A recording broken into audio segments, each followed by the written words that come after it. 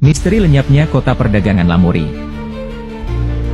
Di ujung utara Sumatera, sekitar 30 km dari Banda Aceh, terdapat peninggalan bersejarah yang mengisahkan kejayaan kota perdagangan Lamuri. Dari abad ke-13 hingga pertengahan abad ke-16 Masehi, Lamuri merupakan pusat perdagangan yang makmur dan strategis di wilayah ini. Namun, seiring berjalannya waktu, kota yang dahulu ramai tersebut kini tertutup oleh tabir misteri dan hanya menyisakan jejak-jejak samar masa lalu yang menunggu untuk ditemukan kembali. Catatan sejarah Lamuri mencatat bahwa aktivitas perdagangan di wilayah ini dimulai sejak abad ke-9 Masehi. Penemuan keramik dari dinasti Tang, 618907, dan awal dinasti Song, 961279, di situs-situs dan bangkai kapal menunjukkan adanya hubungan awal dengan Pulau Tiongkok. Selain itu, koin Cina dan potongan barang dari Raqqa, Suriah, yang berasal dari abad ke-12 Masehi, menambah bukti keberadaan aktivitas perdagangan yang signifikan.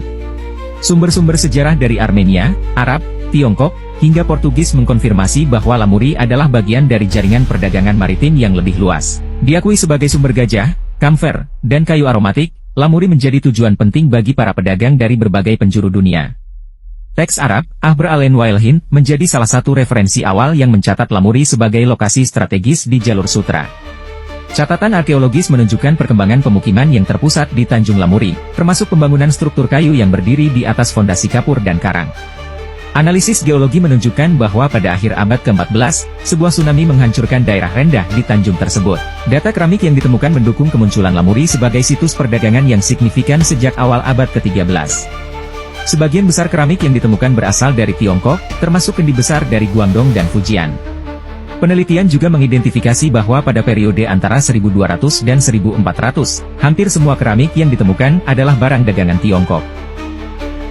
Penelitian menunjukkan bahwa pada abad ke-15, Lamuri dikunjungi oleh armada Tiongkok di bawah pimpinan Laksamana Zhenghe. Teks sejarah mencatat kunjungan ke Nanwuli yang diduga merujuk pada Lamuri. Kehadiran keramik berkualitas tinggi, seperti celadon Longquan dan porselen Jingdesen, menunjukkan bahwa penduduk setempat cukup makmur dan memiliki akses terhadap barang-barang mewah. Di tengah pergerakan perdagangan, Lamuri menjadi tempat bertemunya berbagai budaya. Pengaruh Arab, Tiongkok, dan lokal membentuk kehidupan sosial dan budaya masyarakat Lamuri. Penemuan batu nisan Muslim terdiri dari 266 batu nisan dalam 57 klaster menunjukkan bahwa Islam telah berkembang di wilayah ini, dengan banyak kuburan yang ditandai dengan tulisan Arab dan orientasi ke arah Mekah. Namun, menjelang pertengahan abad ke-16, catatan tentang Lamuri mulai menghilang. Penelitian lebih lanjut diperlukan untuk mengungkap mengapa kota pelabuhan ini lenyap dari catatan sejarah. Apakah karena perubahan pusat perdagangan, bencana alam, atau ketidakstabilan politik? Misteri Lamuri terus menjadi teka-teki yang menarik untuk diungkapkan. Bagaimana kota dagang yang besar bisa hilang dalam sejarah? Dengan berbagai penemuan dan data yang ada, Lamuri tetap menjadi misteri yang memikat para sejarawan dan arkeolog untuk terus menyelidiki jejak-jejak masa lalunya.